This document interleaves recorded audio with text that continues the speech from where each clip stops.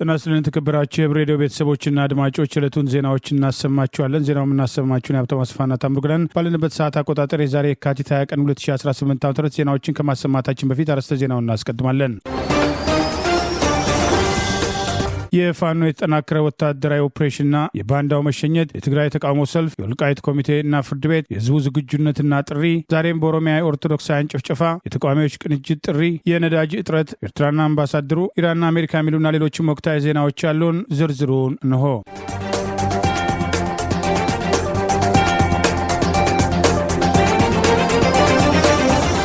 የአማራ ፋኖ ብሔራዊ ንቅናቄ ምስራቅ አማራ ቀጠና ምኒልክ ዕዝ ቆቦ ከተማ ላይ የወሰደውን ወታደራዊ ኦፕሬሽን ተከትሎ ከአማራ ህዝብ በተቃራኒ የተሰለፈና ለአገዛዙ ወሳኝ የነበረ አመራር ላይ እርምጃ መውሰዱን አስታወቀ።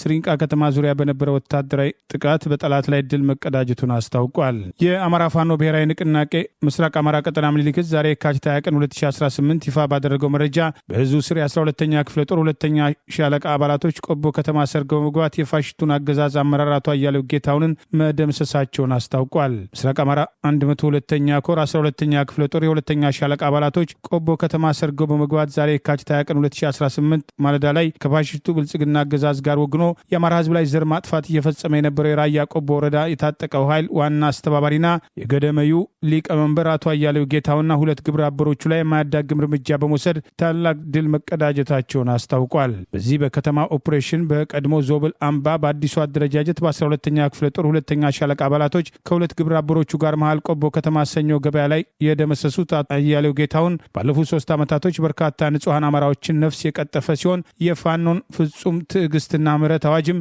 ጭምር ባለመቀበሉ ጊዜውን ጠብቆ በህዝብ ልጆች የማያዳግም እርምጃ እንደተወሰደበትም አስታውቋል። ከዚህ ጋር ተያይዞ የራያ ቆቦ ወረዳ ሚሊሻዎች ፋኖ ወዳለበት ቀጠና ሄደው መዋጋት ስለማይችሉ ቆቦ ከተማ ሰኞ ገበያና ሌሎች ቦታዎች ላይ ጦር መሳሪያ ያልታጠቁ ንጹሐንን መረሸናቸውን ይኸው መረጃ ጠቅሶ በዚህም እስካሁን 3 ሰላማዊ ሰዎች በግፍ መገደላቸውን የአማራ ፋኖ ብሔራዊ ንቅናቄ ምስራቅ አማራ ቀጠና ምኒልክ ዕዝ ዛሬ የካቲት 20 ቀን 2018 ባወጣው በዚሁ መረጃ ገልጿል። ይህ በእንዲህ እንዳለ የምኒልክ ዕዝ አህዶች በጥምረት ስሪንቃ ከተማ ዙሪያ ድል መቀዳጀታቸውን በዕዙ ስር ልጅ ኢያሱ ኮር 24ኛ ክፍለ ጦርና ምስራቅ አማራ ኮር 1 ባለሽርጡ ክፍለ ጦር በጋራ በመሆን በሀብሩ ወረዳ በስሪንቃ ከተማ ከወልዲያ ለማጥቃት በተንቀሳቀሰው የአገዛዙ ስልጣን አስጠባቂ 46ኛ ክፍለ ጦር ላይ የሰነዘሩትን ጥቃት ተከትሎ ድል መቀዳጀታቸውን አስታውቋል። የአማራ ፋኖ ብሔራዊ ንቅናቄ ምኒልክ ዕዝ ልጅ ኢያሱ ኮርና ምስራቅ አማራ ኮር 1 ባለሽርጡ ክፍለ ጦር በጋራና በተቀናጀ መንገድ በወሰዱት በዚህ ወታደራዊ ጥቃት የብልጽግናውን በር አስጠባቂ 46ኛ ክፍለ ጦር የጠላት ኃይል ከወልዲያ ከተማ ፋኖን አፍናለሁ በሚል ተንቀሳቅሶ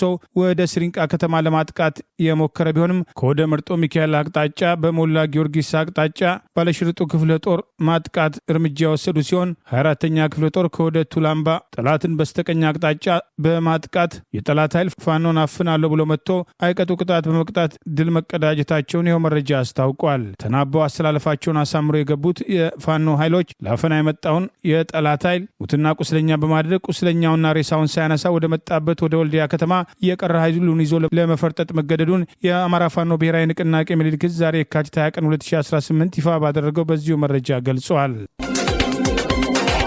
የኢትዮጵያ ብሔራዊ ምርጫ ቦርድ በትግራይና በአማራ ክልሎች መካከል አወዛጋቢ በሆኑ 5 የምርጫ ክልሎች ከሁለት ክልሎች ውጪ ሆነው በቀጥታ የተወካዮች ምክር ቤት እጩዎች ምርጫ እንዲካሄድባቸው ውሳኔ ማስተላለፉን የሚቃወም ሰላማዊ ሰልፍ በተለያዩ የትግራይ ክልል ከተሞች ውስጥ ተካሄደ። የሁመራ፣ የአዲ ረመጽ፣ የጠለምት፣ የኮረም፣ የአፍላም፣ የራያ አላማጣ የምርጫ ክልሎች ምርጫዎች እንዲካሄድባቸው የፌዴሬሽን ምክር ቤት ያስተላለፈውን ውሳኔ ብሔራዊ ምርጫ ቦርድ ባለፈው ሰኞ የካቲት 16 2018 ዓ.ም መወሰኑ ይታወሳል። በትግራይ የክልል ከተሞችም ዛሬ የተካሄደው የተቃውሞ ሰልፍን የተጠራው የክልሉ ጊዜያዊ አስተዳደር ፕሬዝዳንት ሌተና ጀነራል ታደሰ ወረደና ከብሔራዊ ምርጫ ቦርድ ህጋዊ እውቅናው የተነፈገው የህዝባዊ ወያነ ሓርነት ትግራይ ህወሓት ሊቀመንበር ዶክተር ደብረጽዮን ገብረ ሚካኤል እንደዚሁም የተቃዋሚ ፓርቲ ተወካዮች ንግግር ማድረጋቸውም ተመልክቷል።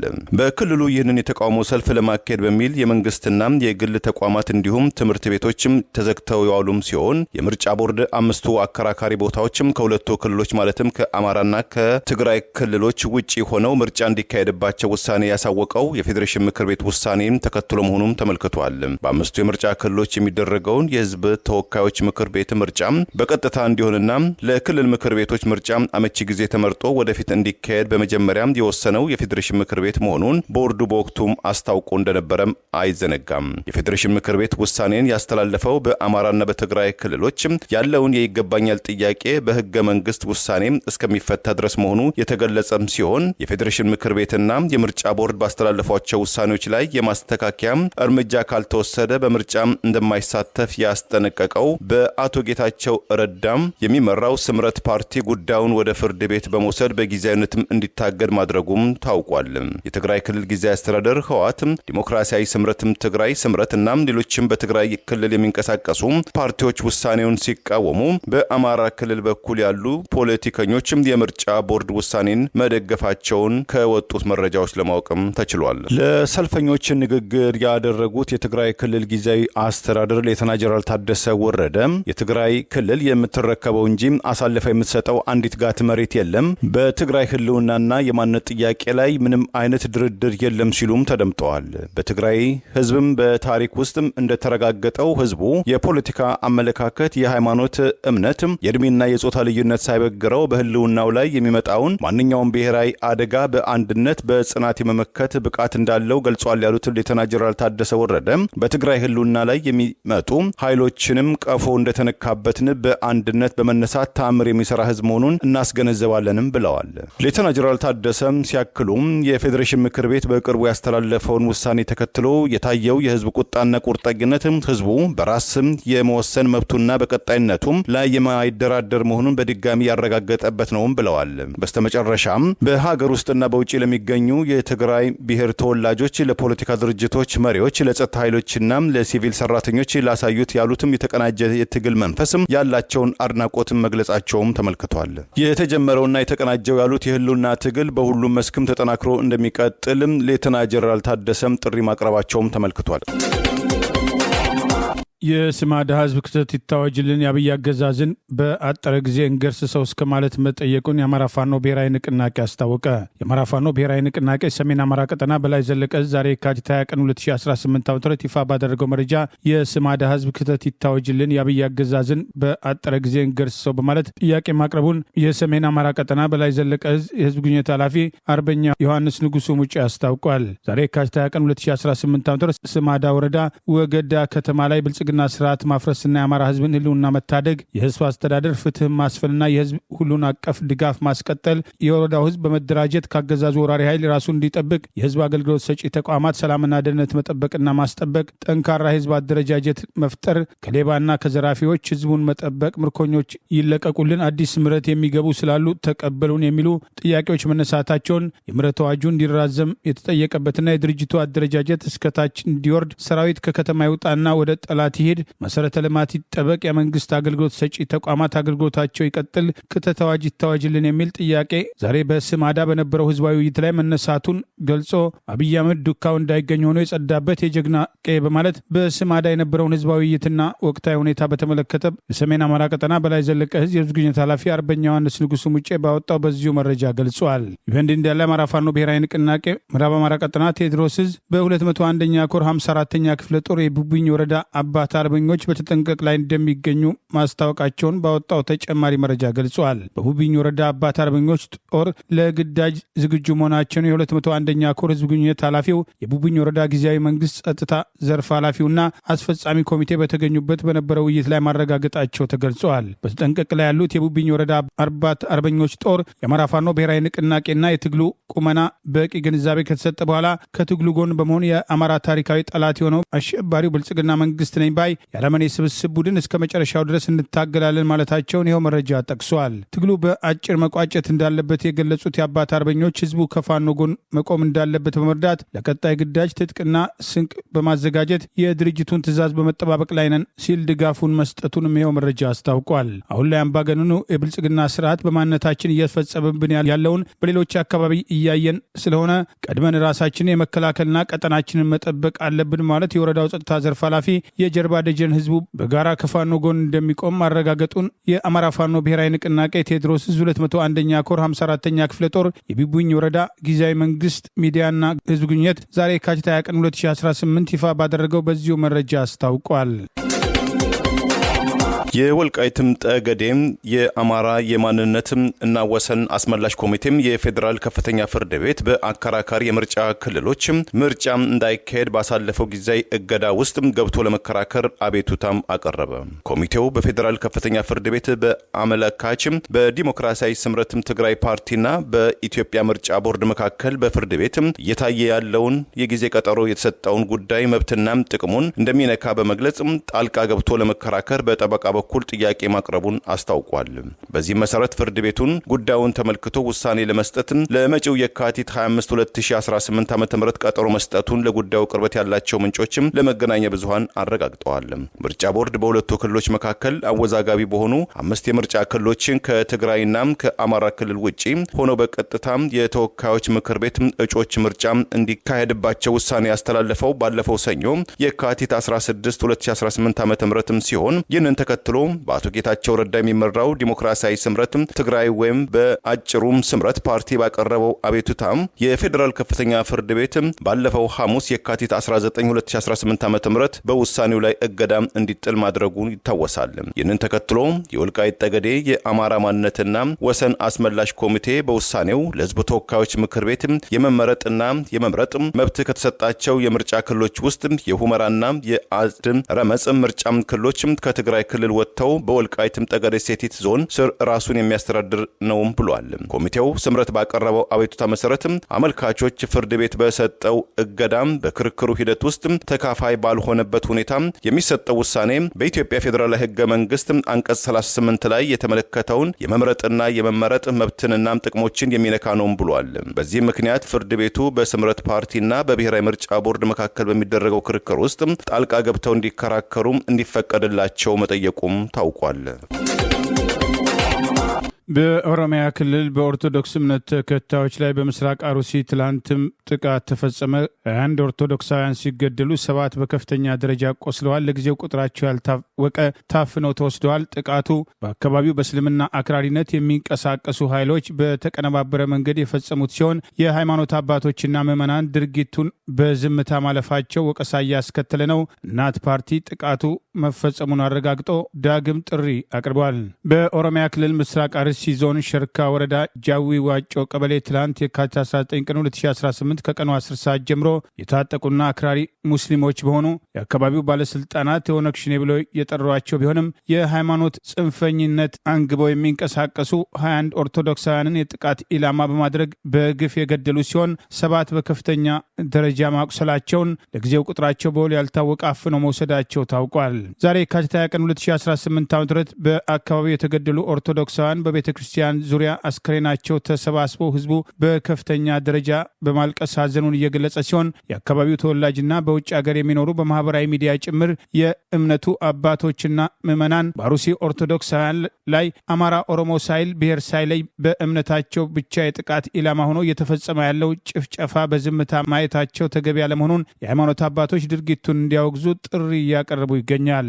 ይህ በቪዲዮ ላይ የምትመለከቱት ትላንትና የተገደሉ ኦርቶዶክሳውያን ናቸው። በምስራቅ አርሲ ሽርካ ጃዊ ዋጪ ቀበሌ ላይ በትላንትናው ዕለት 21 ኦርቶዶክሳውያን ተገድለዋል። 7 ኦርቶዶክሳውያን ከፍተኛ ጉዳት ደርሶባቸዋል። ቁጥራቸው ከፍ ያለ ኦርቶዶክሳውያን ምን ውስጥ እንደገቡ ወዴት እንደወሰዷቸው አይታወቅም። አሁንም ድረስ ኦርቶዶክሳውያን በታጠቁ ኃይሎች በአክራሪና በጽንፈኞች ማንኛውም ኦሮምኛም አማርኛም ተናጋሪ ይሁን ማህተብ ያሰረ ሰው ስለ ሃይማኖቱ ኦርቶዶክሳውያንን ከአርሲ እናጠፋለን በሚል መርህ ኦርቶዶክሳውያን እየተገደሉ እየተጨፈጨፉ እየሞቱ ነው ያሉት። የሚሰማ አካል ካለ አባቶች እባካችሁ ስለሚሞቱት ኦርቶዶክሳውያን ዝም አትበሉ። ምዕመናን ድምጽኑ ናቸው። እናት ፓርቲ በአሩሲ የተፈጸመውን በኦርቶዶክስ ላይ ያነጣጠረ ጥቃት ተከትሎ ሲመሽ ሲነጋ እልቂት አሩሲ በማለት ዛሬ የካቲት 20 ቀን 2018 ዓ.ም ባወጣው መግለጫ አርሲ ሸርካ ጃዊ ዋጮ ቀበሌ ትላንት የካቲት 19 ቀን 2018 ዓ.ም ከሰዓት 10 ሰዓት ጀምሮ በተፈጸመ ጭፍጨፋ 21 ሰዎች ማለቃቸውን አረጋግጧል። ቤተክርስቲያን ደርሰው የሚመለሱና ወደ ቤታቸው በመግባት ላይ ያሉትን በተጠና መንገድ እንደጨፈጨፏቸው ምንጮች መናገራቸውን የጠቀሰው ፓርቲው በርካቶቹ አቅመ ደካሞችና ሴቶች ናቸው። ከሟቾቹ አንዱ ካህን ናቸው። አንድ በተአምር በጠና ቆስሎ የተረፈ ሲሆን ሁለቱ እስካሁን የደረሱበት አልታወቀም። ፓርቲያችን የግፍ ጭፍጨፋውን በጽኑ ያወግዛል። በደረሰው የግፍ ጭፍጨፋ የተሰማን ጥልቅ ሐዘን እየገለጽን ቢያንስ ብሔራዊ ሐዘን ቀን እንዲታወጅና ዓለም አቀፍ ገለልተኛ አጣሪ ቡድን ተቋቁሞ ግፈኞች በፍትህ አደባባይ እንዲቀርቡ እናሳስባለን በማለት ጥሪ አቅርበዋል። በአሩሲ በእስልምና ስም የሚንቀሳቀሱ ጽንፈኞች ከአልሸባብ ጋር ግንኙነት እንዳላቸውና ከአይኤስ ጋር ግንኙነት ያላቸው ጭምር ሃይማኖትን ሽፋን አድርገው እየተንቀሳቀሱ መሆኑ ከዚህ ቀደም ዞብል ፖስት በተጠናከረ የምርመራ ሪፖርት ያጋለጠ ሲሆን በአካባቢው የሚገኙ የአገዛዙ ባለስልጣናት የኦሮሚያ ክልል ምክትል ፕሬዚዳንት አወል አብዲን ጨምሮ ሰፊ ሽፋን የሚሰጧቸው መሆኑን በተደጋጋሚ በወቀሳ ሲነሳ ቆይቷል። በዚሁ በኦሮሚያ ክልል ምስራቅ አሩሲ ዞን መርቲ ወረዳ ፈረቃሳ ቀበሌ ከ3 ቀናት በፊት የካቲት 17 ቀን 2018 ዓ.ም ከምሽቱ 3 ሰዓት ጀምሮ በተፈጸመ የተቀናጀ ጭፍጨፋ 4 ሰዎች መገደላቸውና 2 በጠና ቆስለው 2 ተይዘው ተወስደው የደረሱበት ያልታወቀ ሲሆን ከ10 በላይ ቤቶች መቃጠላቸውን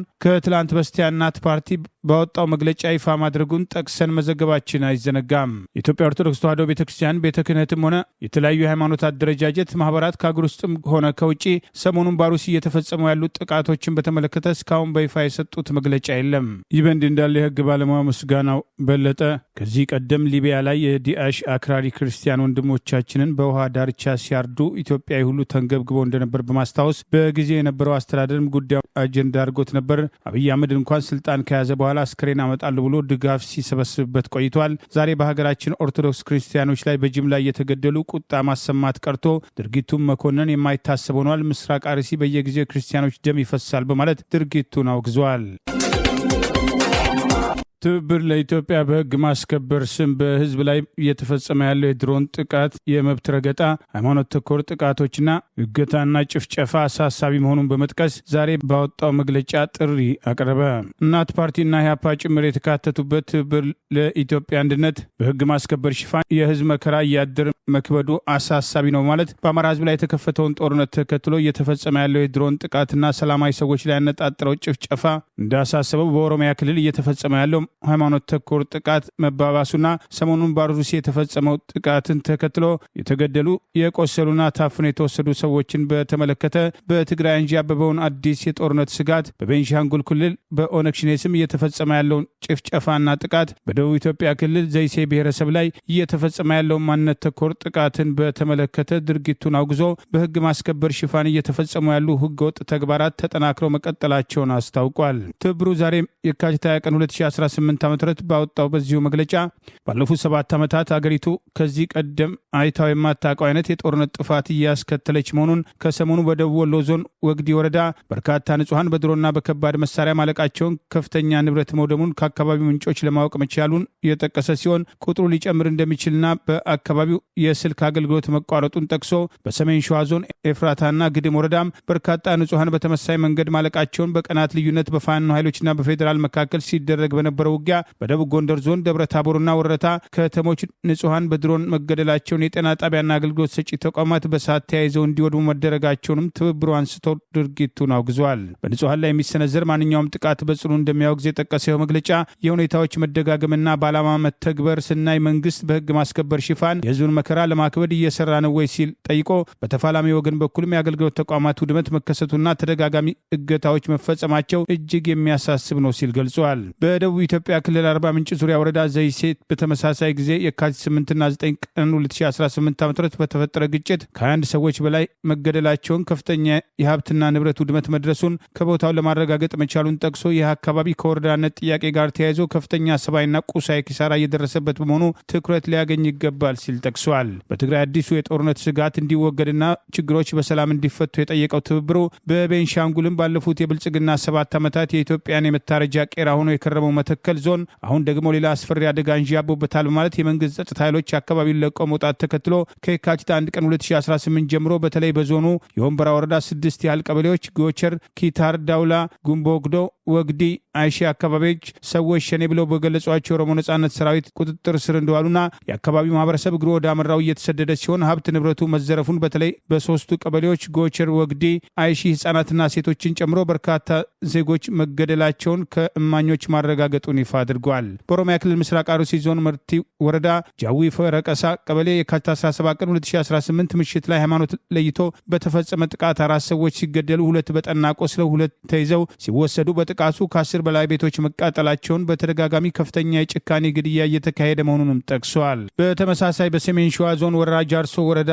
ሀሮ ገነት ቴሾ በተባለ ጎጥ የካቲት 18 ቀን 2018 ምሽት ጀምሮ በደረሰ ተቀናጀ ጥቃት 2 ሰዎች መገደላቸውን፣ በርካታ ቤቶች መቃጠላቸውን፣ የቤት እንስሳት በገፍ መገደላቸውን በዚሁ ጎጥ መስከረም 29 ቀን 2018 ዓ.ም በደረሰ ጥቃት ሞትና ከፍተኛ ቃጠሎ እንደደረሰም ጭምር አስታውሷል። ትብሩ በተለያዩ አገሪቱ አካባቢዎች ከሚደርሰው ችግር ጎን ለጎን አገዛዙ ወንጀሎችን ለመደበቅ ሚዲያዎች ላይ ያነጣጠረ የአፈና እርምጃ መውሰዱንም አውግዞ በአንድ በኩል የእርስ በርስ ጦርነት፣ በሌላ በኩል አገራዊ ምክክር በብልጣብልጥነት አካሄዳለሁ የሚለው የብልጽግና መንግስት በአንጻራዊነት በገለልተኛ ዘገባና የህዝብ ድምፅ በመሆኑ የሚታወቁ ሚዲያዎችን እየዘጋ የጋዜጠኞችንም ፈቃድ እየነጠቀ ትግበራውም ግልጽነት የጎደሉና ከብሔራዊ ጥቅምና ከህዝብ ደህንነት አንጻር ሳይሆን ያጋልጡኛል በሚል እየተወሰደ ያፈና እርምጃ በመሆኑ እንደሚያወግዘው ጠቅሶ መንግስት የህዝብን በነጻ መረጃ የማግኘት መብት አክብሮ እንዲንቀሳቀስና ተገቢውን የእርምት እርምጃ እንዲወስድ በማለት ትብብር ለኢትዮጵያ አንድነት ዛሬ የካቲት 20 ቀን 2018 ዓ.ም ባወጣው በዚሁ መግለጫ ጥሪ አቅርበዋል።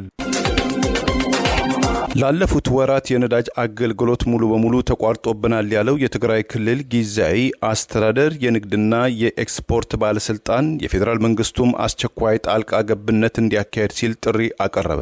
የባለስልጣን መስሪያ ቤቱም ለፌዴራል ንግድና ቀጠናዊ ትስስር ሚኒስቴር፣ ለነዳጅና ኢነርጂ ባለስልጣን እንደዚሁም ለኢትዮጵያ ፔትሮሊየም አቅርቦት ኢንተርፕራይዝ በላከው ደብዳቤ በወር ከ12 እስከ 15 ሚሊዮን ሊትር ቤንዚንና ናፍጣም ያገኘ የነበረው የትግራይ ክልል ባለፈው ዓመት መጨረሻ በፈረንጆቹ 2025 ላይ ወደ 850 ሺህ ሊትር ማሽቆልቆሉን ገልጾ ካለፈው ጥር ወይም ከፈረንጆቹ ጃንዋሪ 2026 ጀምሮ ወደ ትግራይ ክልል የሚላከው የነዳጅ አቅርቦት ሙሉ በሙሉም ተቋርጦብናል ብሏል። እንደ ክልሉ የንግድና የኤክስፖርት ባለስልጣን ገለጻ ከነዳጅ አቅርቦት መቋረጥ ጋር በተያያዘ የመቀለም ሪፈራል ሆስፒታልን ጨምሮ የጤና ኬላዎች ለታማሚዎችም ተገቢውን ሕክምና ለመስጠትም አለመቻላቸውን፣ የውሃም፣ የመብራትም፣ የቴሌኮም፣ የአየር መንገድ አገልግሎትም እየተንገዳገደም ይገኛል አሊያም ተቋርጧል። በትግራይ ክልል ለሚገኙ የአገር ውስጥ ተፈናቃዮች የሚደረገው የሰብአዊ እርዳታም አቅርቦትም ተስተጓጉሏል። የባንክ አገልግሎትና የክልሉ ልማታዊ እንቅስቃሴዎችም ተሰነካክሏል ወይም ፓራላይዝድ ሆኗልም ብሏል። የክልሉ የኢንቨስትመንትም ኮሚሽን ኮሚሽነር ዳንኤል መኮንን በሰጡት ማብራሪያም በነዳጅ አቅርቦትም እጥረት ምክንያትም በርካታ የንግድ ተቋማትም ስራቸውን ማቋረጣቸውን፣ በተለይ በርካታ ፋብሪካዎች ከኃይል መቆራረጥም የተነሳም ተገቢውን ስራቸውን ከመስራትም ተገደዋል። ሌላው ቀርቶ የእኔ እንኳን ወርሃዊ ደሞዝም እያገኘው አይደለም በማለትም ተፈጥሯል ያሉትን አሁናዊ ችግርን ገልጠዋል። አግባብነት ካላቸው የፌዴራል መንግስት ባለስልጣናት በተለይም ከኢትዮጵያ ኢንቨስትመንት ኮሚሽን ባለስልጣን ጋር በተደረገም ውይይት ጥልቅ ውይይቶች ቢደረጉም ለችግሩ ጠብ ያለ ምላሽም አልተሰጠም ሲሉም አቶ ዳንኤል ቅሬታቸውን አሰምተዋል። ከፌዴራል መንግስቱ ወደ ትግራይ ክልል መላክ የነበረበት የነዳጅ አቅርቦትም ተቋርጧል መባሉ በክልሉ በተለይ ከፌዴራል መንግስቱና ከህወሓት ታጣቂዎች ጋር እንዲሁም በኢትዮ ኤርትራ የጋራ ድንበር ላይ በቅርቡም ከተፈጠረው ወታደራዊ ፍጥጫ ጋር ስለመያያዙ አሊያም ሌሎች ችግሮችም የፈጠሩትም ስለመሆኑ ለጊዜው ከፌዴራል መንግስቱ በኩል አልተገለጠም። አገዛዙ ህግና ስርዓትን እየጣሰ ህግ አስከባሪ ያላቸውም ጭምር ተመሳሳይ እርምጃ በመውሰድ በዘረፋና ማጅራት መቺ ተግባር መሰማራታቸውን ዜጎች ለደህንነታቸው ጭምር ዋስትና እንደሌላቸው በማህበራዊ ሚዲያ ጭምር በቅሬታ ማንሳት ጀምረዋል። ድርጊቱ በተለያዩ አካባቢዎች በአዲስ አበባ ከተማ፣ በአዲስ አበባ ዙሪያ፣ ከአዲስ አበባ ወደ ኦሮሚያ ክልል የተካለለውና ሸገር በሚል የተቋቋመው ከተማ ጭምር በስፋት የሚፈጸም ተግባር መሆኑን ተጨማሪ አስተያየቶች መውጣት ጀምረዋል። በማህበራዊ ሚዲያ ሰፊ ትኩረት ያገኘችው ወጣት በአዲስ አበባ በመገናኛ መተባበር ህንፃ ፊት ለፊት ኢንተርኔት የምትጠቀምበትን የዋይፋይ መጠቀሚያ ከኪሷ የሰረቃትን ግለሰብ ሮጣ ከያዘችው በኋላ ፖሊሶች በአካባቢው መምጣታቸውን የተፈጸመባትን ድርጊት ከጠየቋት በኋላ ሁኔታውን ለማስረዳት በሞከረችበት ወቅት ቦርሷ ውስጥ ገንዘብ በማየታቸው ለምሳ እንዲሰጣቸው መጠየቃቸውና ከሌባው ጋር በሰላም እያወሩ እሷን ግን የምሳ ስጭን እዚህ ያለነው ለዚህ ነው በማለት አገዛዙ ደሞዝ የሚከፍላቸውና መሳሪያ ያስታጠቃቸው በመገናኛ አካባቢ ወጣቷ ካገኘቻቸው 2 ፖሊሶች በተጨማሪ ሌሎችም እየተጠራሩ ቁጥራቸው እስከ 8 መድረሱንና ፍርሃት ተሰምቷት እንደነበር ገንዘብ የለኝም ስትል ባንክ ገብተሽ አውጪ እስከ ማለት መድረሳቸውን ጠቅሳ 1000 ብር ብቻ ማውጣቷን በማስታወቅ የደረሰባትን በማህበራዊ ሚዲያ ካጋራች በኋላ ብዙዎች ልምዳቸውን ማንሳት ጀምረዋል። አገዛዙ በማንነትና የፖለቲካ እምነት ፍላጎት ዜጎችን ማጥቃትና ማሳደዱን ሽፋን በማድረግ የራሱ ሕግ አስከባሪዎች እየያዙ ዜጎችን ስልካቸውን እያስከፈቱ ከባንክ ላይ ወደዚህኛው አካውንት ትራንስፈር አድርግ ማታደርግ ከሆነ ጽንፈኛ ነው ወይም ኦነግ ሸኔ ነው ብለን እናስገባሃለን፣ አማራ ከሆነ ጽንፈኛ ብለን እናስገባሃለን፣ ኦሮሞ ከሆነ ኦነግ ሸኔ ነው ብለን ትታሰራለህ፣ የትግራይ ብሔር ተወላጅ ከሆነ የህወሓት ደጋፊ ነው በሚል ትታሰራለህና ኤርትራውያን ሳይቀር በተመሳሳይ ጉቦ እየተጠየቁና ጫና እየደረሰባቸው እንደሚለቀቁ የሚጠቅሱ አስተያየቶች በስፋት መውጣት ጀምረዋል። ገንዘብ አላቸው ተብለው የሚገመቱ ግለሰቦችን ሆን ብለው በማጥናትና በማጥመድ ከመኪናቸው ጎትተው አውጥተው ፖሊሶች መኪና ውስጥ በማስገባት ከባንካቸው የጠየቁት ብር እንዲያስተላልፉ እስከ ማድረግ የደረሱበት ቅሬታ ለህይወታቸው የሰጉ ወገኖች ከጊዜ ወደ ጊዜ በዝምታ ያለፉት ቢሆንም ወጣቷ ተጨማሪ ውይይትና ሁኔታው ትኩረት እንዲያገኝ የበኩሏን አስተዋጽኦ ማድረጓ ተገልጿል። አንድ ስርዓት ሲፈርስ የራሱን አባላቶችና የህግ አስከባሪዎችን መቆጣጠር የማይችልበትና ህግ አስከባሪ የተባሉት በዝርፊያና ማጅራት መቺ ተግባር ላይ መሰማራታቸው ግልጽ ማሳያ መሆኑን ስርዓቱ ውስጡ እየተቦረቦረና እየተንገዳገደ የመጣ ህግና ስርዓት ማስከበር የማይችልበት ደረጃ በመሆኑ ዜጎች የጋራ ነጻነታቸውን ለማግኘት እስካልተባበሩ ድረስ ሁኔታው ተጠናክሮ ሊቀጥል እንደሚችል አንዳንዶች ስጋታቸውን ገልጸዋል። ፖሊስ ሆኖ ከሌባ ጋር ሲተባበር የለየትኛው አካል ነው ሄዳችሁ የምትጮት? እግዚአብሔር ምስክሬ ነው። ዛሬ ምን አጋጠመ? መገናኛ ኦርደር ለማድረስ በዛው ከባንክ ብር ለማውጣት ሄድኩትና ከኪሴ ስልክ መስሎት ዋይፋ ወሰደ ሌባው። ከዛ እኔ ራሴ ሮጬ ተቀበልኩትና ሰዎች እዛ ምናምን መቱት። እኔ ወደ ባንክ ገባሁ። ከዛ ማነሽ ነው ምናምን አለኝ። ወጣሁ። ከወጣሁ በኋላ ምን ተፈጠረ? አይ እንደዚህ ዋይፋይን ወስዶ ነበረ ግን ተቀብዬዋለሁ አልኩትና በቃ እኔ መሄድ ፈለኩት። እነጀርስ እንዴት ነው ከየት ነው የወሰደ ስሉ ኪሴን ክፍት ሳረግ ብር አለ ካለ። እግዚአብሔር ምስክሬ ነው። 2 ፖሊስ ነበሩ መጀመሪያ የመጡት። ከየት ተጠራርቶ እንደመጣ አላውቅም። 6 ፖሊስ ሆኖብኝ ከዛ ልጁም ፒስ ሆኖ ያወሩታል። እኔን ብር ስጭኝ የሚሳ እኛ እኮ እዚህ ምን ቆሞ ለዚህ ነው። እግዚአብሔር ምስክሬ ነው። መገናኛ ደራርቱን ጻፈለፊት ደራርቱን ጻልኩት መተባበር የትኛው አካል ነው ታዲያ? አሁን ለምሳሌ ተሰርቀን የትኛው አካል ጋር ሄደን ነው በስነ ስርዓት ሌባ የሚይዝልን? እኔ እናቴ ሰው ቢደፋት ህግ አለ ብዬ እግዚአብሔር ምስክሬ ነው ሄጄ አልከስም። በቃ አልቅሽ ብዬ ለመኖር ፈልጋለሁ። ሰው እንዴት ተሰርቆ ከሌባ ጋር ፒስ ሆኖ ምናምን ከኔ ብር እግዚአብሔር ምስክር ማታ ነው ድሬ ሊሄድ ነው ባቡር ሊያመልጣኝ ነው። ብር ይዣለሁ እጄ ላይ ስልክ ይዣለሁ። ፈራኋቸውላ ፖሊሶቹን ራሱ ፈራኋቸው። እጄ ላይ ያለው ስልክና ብር ድጋሚ ወስዱብኛል ብዬ ፈራሁትና ከዛ ብር ስሉኝ እጄ ላይ የለም። ይሄው ባንክ ገብተሽ አውጪ አሉኝ። እግዚአብሔር ምስክሬ ነው። ከዛ እዛው ተቀምጬ ካወጣሁት ብር ላይ አስቤ ብር እንደማወጣ ባንኩ ስለረጅም ሰዓት ተቀምጬ ከዛ ለ1000 አወጣሁት። ፈራሁ። ቤት እስክገባ ተንቀጠቀጥኩት። እግዚአብሔር አድርሱልኝ። መገናኛ አካባቢ ለሚሰሩ ፖሊሶች ከአንድም ከ8 በላይ ፖሊስ ነው መጥቶ ብር ስጭኝ ያለኝ አንቀር። እኔ የተሰረኩት የተጠየኩት ብር ግን እኔ አይግ አለን እኮ። የአገዛዙ ባለስልጣናት የፕላስቲክ ከረጢትን በተመለከተ የሚሰጡት የተምታታ መግለጫ ዛሬም ተጠናክሮ ቀጥሏል። ከቀናት በፊት ህጉ ላይ ለአንድ ጊዜ አገልግሎት የሚውል ፕላስቲክ ተፈቅደዋል፣ ለላውንደሪ አነስተኛ እቃዎችን ለመጠቅለል የሚውሉ ፕላስቲኮች ተፈቅደዋል የሚል ተጨማሪ ማብራሪያ ከወር ክልከላ በኋላ ተግባራዊ ሆኖ የነበረ ቢሆንም ዛሬ ፍጹም አይቻልም የሚል በባለስልጣኗ በኩል ተጨማሪ መግለጫ ተሰጥቷል። የአካባቢ ጥበቃ ባለስልጣን በደረቅ ቆሻሻ አያያዝና አወጋገድ አዋጅ ቁጥር 1383/2017 መሰረት የፕላስቲክ ማሸጊያ ማለት እቃዎችን ከብክለት ለመከላከል ወይም ከሌላ ነገር ጋር እንዳይቀላቀል ለማድረግ በእቃው አምራች ጥቅም ላይ የሚውል ከፕላስቲክ የሚዘጋጅ መጠቅለያ ወይም መያዣ ነው የሚል ትርጉም በመስጠት ከቀናት በፊት ማብራሪያ በመስጠት ለአንድ ወር ህዝቡን ግራ ሲያጋቡና መድረሻ ሲያሳጡ የነበረበትን እርምጃ በተመለከተ ማስተካከያ የሚመስል ማብራሪያ ተሰጥቶ የነበረ ሲሆን በዚህም የምግብ የባልትና ውጤቶችን ለላውንደሪ አገልግሎትና ሌሎች ምርቶችን ለማሸግ የሚውሉ ፕላስቲክ ማሸጊያዎች በአዋጁ የተፈቀዱ ሲሆን የእነዚህ ማሸጊያዎች የቆሻሻ አያያዝ በአዋጁና አዋጁን ተከትለው በሚወጡ የማስፈጸሚያ ህጎች ተግባራዊ ይሆናል ተብሎ የነበረ ቢሆንም ዛሬ እዚሁ ባለስልጣን ዋና መሪ አደባባይ ላይ በመውጣት የፕላስቲክ ከረጢት ክልከላን ለማሳካት እየተደረገ ያለው እርምጃ አበረታች ነው፣ ለአንድ ጊዜ ጥቅም ላይ የሚውሉ ፕላስቲኮች ታግደዋል የሚል ተጨማሪ ማደናገሪያ ይፋ አድርገዋል። የአካባቢ ጥበቃ ባለስልጣን ዋና ዳይሬክተር ኢንጂነር ሌሊሲ ነሜ ካገዛዙ መገናኛ ብዙሃን ጋር ዛሬ ባደረገችው ቆይታ አዋጁ በየጊዜው እየጨመረ የመጣውን የህዝብ ቁጥር፣ የከተሞች መስፋፋት እንዲሁም የደረቅ ቆሻሻ አያያዝና አወጋገድ ስርዓት መዘርጋትን መነሻ በማድረግ የተዘጋጀ ነው። አዋጁ ለአንድ ጊዜ ጥቅም ላይ የሚውሉ የፕላስቲክ ከረጢቶችን በተለምዶ ፌስታል የሚባሉ ላይ ሙሉ በሙሉ ክልከላ ያደረገ አዋጅ መሆኑን በማንሳት ከቀናት በፊት እሷ የምትመራው ባለስልጣን የሰጠውን ማብራሪያ ወደ ጎን በማድረግ አዲስ መግለጫ ሰጥታለች። ለህዝቡ ጤና በመቆርቆር አዋጁ መውጣቱን ለማስታወስ የሞከረችው ዳይሬክተሯ ያለ በቂ ዝግጅት ህብረተሰቡ በቂ ጊዜ ሳይሰጠውና ተተኪ ምርቶች ሳይዘጋጁ የተደረገው ክልከላ በህዝቡ ላይ የፈጠረውን ጫና ወደ ጎን በማድረግ ለክልከላው ምክንያት የሆኑ ጉዳዮችን በማብራራት ከቀናት በፊት ባለስልጣኑ የሰጠውን የአዋጁን ማብራሪያ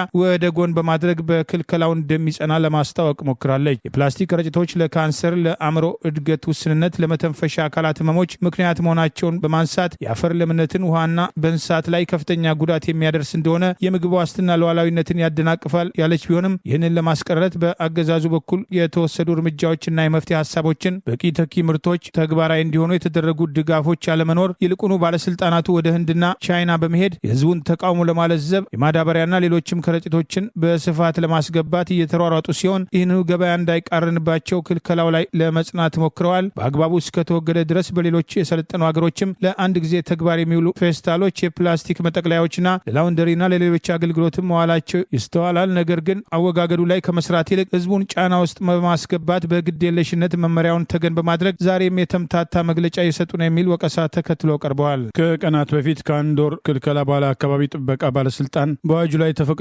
የሚለውን ማብራሪያ ይፋ ማድረጉን ተከትሎ የኢኮኖሚ ባለሙያና የቀድሞ የኢዴፓ ሊቀመንበር አቶ ሙሼ ሰሙ በመርህ አልባነት በመሰለኝና ደሳለኝ የመመራት አባዜ የመጨረሻው ማሞ ሌላ መታወቂያው ሌላ መሆን ነው በማለት የአካባቢ ጥበቃ ባለስልጣን ማሻሻያን በተመለከተ አስተያየታቸውን መስጠታቸውን ጠቅሰን መዘገባችን አይዘነጋም።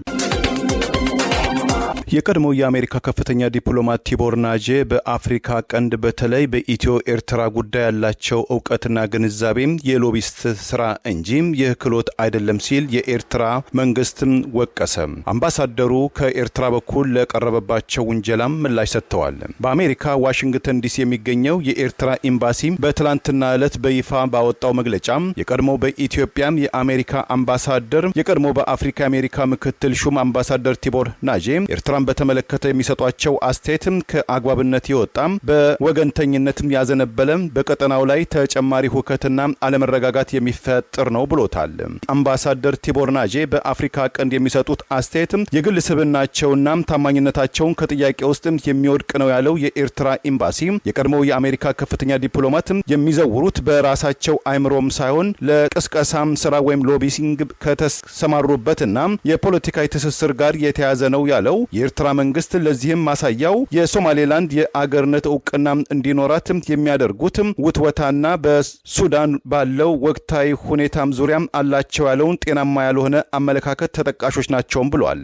አምባሳደር ቲቦር በኢትዮ ኤርትራ ጉዳይ በተመለከተም የኢትዮጵያ መንግስት ደጋፊ መሆናቸውን የገለጸው የኤርትራ ኤምባሲ የኢትዮጵያ መንግስት በአልጀርሱ የሰላም ስምምነትም የመጨረሻና ገዢ የሆነው ውሳኔ ለኤርትራ የተወሰነውን የባድመን አካባቢን ጨምሮ ኢትዮጵያ ይዛም እንድትቆይ አምባሳደር ቲቦር ይደግፋሉ። ኤርትራም ከመገንጠሏ በፊትም ላለፉት 2000 ዓመታት የኢትዮጵያ አካል እንደሆነችም የሚያስመስል ትርክን ያቀነቅናሉ። የኢትዮጵያው ጠቅላይ ሚኒስትር አብይ አህመድን ፍርሃ እግዚአብሔር ያላቸውና መሲህ እንደሆኑም ያምናሉም ሲል በኢትዮጵያና በኤርትራ መካከል የተፈጠረውን ወቅታዊ ችግር መንስኤውን በማጣመም ኢትዮጵያም በቀይ ባህር ተደራሽነት አላት የሚለውን ትርክትን አምባሳደር ቲቦር ያቀነቅናሉ በማለት የኤርትራ ኤምባሲ በቀድሞው የአሜሪካ ከፍተኛ ዲፕሎማት ላይ ያለውን ቅሬታም ገልጧል።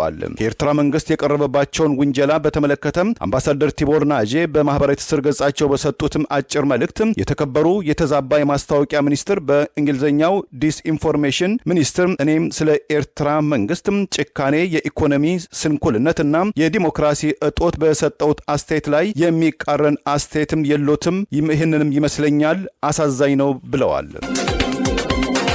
ኬንያውያንን በማታለል በዩክሬን ጦርነት ለሩሲያ ሲመለመል የነበረም ተጠርጣሪም በቁጥጥር ስር መዋሉ ተገለጸ። የኬንያ ፖሊስም ኬንያውያንን የሥራ ዕድል በማስመሰል በማታለል በሩሲያና በዩክሬን ደም አፋሳሽ ጦርነት ላይ እንዲሰለፉ የሚያደርግ የሰዎች አዘዋዋሪ ተጠርጣሪ ግለሰቡን በቁጥጥር ስር መዋሉን አስታውቋል። የኬንያ ባለስልጣን በትላንትናው ምሽት ባወጣው መግለጫም ፌስጦስ አራሳ ኦማምቦ የተሰኘው ግለሰብ ከኢትዮጵያ ጋር በሚያዋስነው የኬንያም ሰሜናዊ ክፍል ሞያሌ ከተማ ውስጥ በቁጥጥር ስር መዋሉን አስታውቆ የአገሪቱ ወንጀል ምርመራም ዳይሬክተር በማህበራዊ ትስስር ገጻቸው ባወጣው መግለጫም የ33 ዓመቱ ተጠርጣሪ በአውሮፓ አገራት ህጋዊ የሥራ ዕድል አለ በማለትም ተጋላጭ የሆኑ ኬንያውያኖችን በሚያታልል ሰፊ የሰዎች ዝውውር ቡድን ውስጥ ቁልፍ ተዋንያን እንደሆነም ደርሼበታለሁም ብሏል። መግለጫው በማከልም ተጎጆችን አገሩም ሲደርሱም ክብራቸውንና ደህንነታቸውን በሚነፍጉም ህገወጥና አደገኛም ስራዎች ውስጥ ራሳቸውን ያገኙታልም ሲል ገልጿል። ከዚህም በተጨማሪም ተጠርጣሪው በአሁኑ ወቅት በፖሊስ ቁጥጥር ስር የሚገኝ ሲሆን በቅርቡ ፍርድ ቤት ለማቅረብ ዝግጅት እየተደረገ መሆኑም ታውቋል። የኬንያ ፖሊስ ቃል አቀባይ ማይክል ሙቸሬንጌ ለአገር ውስጥ የዜና አገልግሎትም እንደሰጡትም ተጠርጣሪው ግለሰብ በቁጥጥር ስር የዋለው ከሩሲያም ሲመለስ ነው። ግለሰቡ ኬንያውያንን ለሩሲያም ጦር ሰራዊት በመመልመል ወንጀል መጠርጠሩን አስረድተዋል። ይህ የተዘገበው የኬንያ ብሔራዊ ደህንነት አገልግሎት ባለፈው ሳምንት ባወጣው ሪፖርት ከ1000 በላይ ኬንያውያን በሩሲያ ዩክሬን ደም አፋሳሽ ጦርነትም እንዲሳተፉ መመልመላቸውን ይፋ ማድረጉን ተከትሎ መሆኑም ታውቋል። በዚህም ሪፖርት 89 ኬንያውያን በአሁኑ ወቅት በጦርነት ግንባር ላይ የሚገኙ ሲሆን 39ኛው በሆስፒታል እንደሚገኝ እንዲሁም 28ቱም በደም አፋሳሹ የሩሲያና የኬንያ ጦርነት ውስጥ የት እንደገቡ እንደማይታወቅም ገልጧል። ተጠርጣሪው ግለሰብ በዋስትና ለመለቀቅ ያቀረበው ጥያቄ በእንጥልጥል ላይ ቆይቶ እስከ መጪው መጋቢት ወይም በፈረንጆቹ ማርች 5 2026 በእስር ቤት ቆይቶም በተጠቀሰው ዕለትም ከፍርድ ቤት እንዲቀርብም ፍርድ ቤት መወሰኑን ከአገሪቱ የወጡ መረጃዎች ገልጠዋል። አሜሪካ ኢራን ላይ የምትሰነዝረው ወታደራዊ ጥቃት አይቀሬ መሆኑን የሚጠቅሱ ተጨማሪ መረጃዎች ወጥተዋል። ከኢራን ኒውክሌር በተጨማሪ የኢራን የሚሳይል ፕሮግራምም ስጋት መሆኑን የውጭ ጉዳይ ሚኒስትሩ ገለጹ። አሜሪካ ከዚህ ቀደም ከኢራን ጋር የሚደረጉ ድርድሮች ዋነኛ አጀንዳ የነበረው የኒውክሌር ፕሮግራሟ የነበረ ቢሆንም ኢራን ካላት የኒውክሌር መርሃ ግብር በተጨማሪ ያሏት ተወንጫፊ ሚሳይሎችና የባህር ኃይል ሰራዊቷ ከባድ የደህንነት ስጋት ናቸው በማለት የአሜሪካ ውጭ ጉዳይ ሚኒስትር ማርኮ ሩቢዮ ገልጸዋል። የፕሬዚዳንት ዶናልድ ትራምፕ ከፍተኛ የብሔራዊ ደህንነት አማካሪና የውጭ ጉዳይ ሚኒስትር የሆኑት ማርኮ ሩቢዮ ረዥም ጊዜ አሜሪካ ስጋት ሆና የቆየችው ኢራን አሁንም አሳሳቢ ሆና ቀጥላለች ያሉ ሲሆን ከአሜሪካ ጋር በምታካሄደው የኒውክሌር ግንባታ ዙሪያ 3 ድርድሮችን ያደረገችው ኢራን የኒውክሌር ፕሮግራሟ ለሰላማዊ አገልግሎት ብቻ የሚውል ነው ስትል በተደጋጋሚ ስታስተባብል የቆየች ቢሆንም ባለፈው ሰኔ በአሜሪካና በእስራኤል ጥቃት የተፈጸመባት ኢራን የኒውክሌር ማዕከላቷ ከወደሙ በኋላ መልሳ እንዳትገነባ ተነግሯት የነበረ ቢሆንም ነገር ግን አሁንም መልሰው ለመገንባት እየሞከሩ መሆናቸው ይታያል በማለት ሩቢዮ ገልጸዋል። አሁንም ዩራኒየም እያዳበሩ ባይሆንም እዚያው ደረጃ ላይ ለመድረስ እየሰሩ ነው ያሉት የአሜሪካ ውጭ ጉዳይ ሚኒስትር ከኒውክሌር ፕሮግራሟ በተጨማሪ ኢራን ረጅም ርቀት መጓዝ የሚችሉ በርካታ ሚሳይሎች እንዳሏትና ይህም በአሜሪካና በአጋሮቿ ላይ ከባድ አደጋን የሚደቅን እንደሆነ ገልጸዋል። የኢራን ተወንጫፊ ሚሳይሎች ፕሮግራም በተለይም አጭር ርቀት የሚጓዙት በቀጠናው ያሉትን የአሜሪካ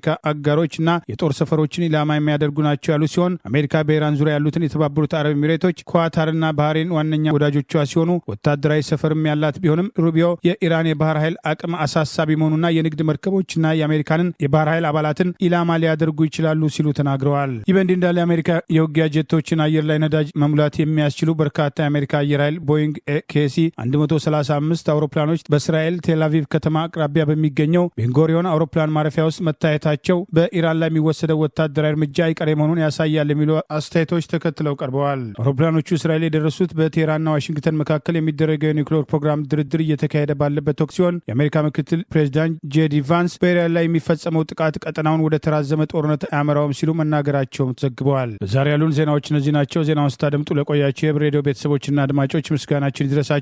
የህብር ሬዲዮ ኦፊሻል ቻናላችንን ሰብስክራይብ ያላደረጋችሁ ሰብስክራይብ በማድረግ በተጨማሪም የደውል ምልክቱን በመጫን የህብር ሬዲዮ ቤተሰብ እንድትቀላቀሉ በአክብሮት እንጋብዛለን። እንደ ወትሮ ሁሉ የህብር ሬዲዮ ቤተሰቦች ፕሮግራሞቻችንን ላይክ በማድረግ ሼር በማድረግ አስተያየቶቻችሁን በመስጠት አብሮነታችሁን እንድትገልጹ በአክብሮት እንጠይቃለን። በድጋሚ እናመሰግናለን።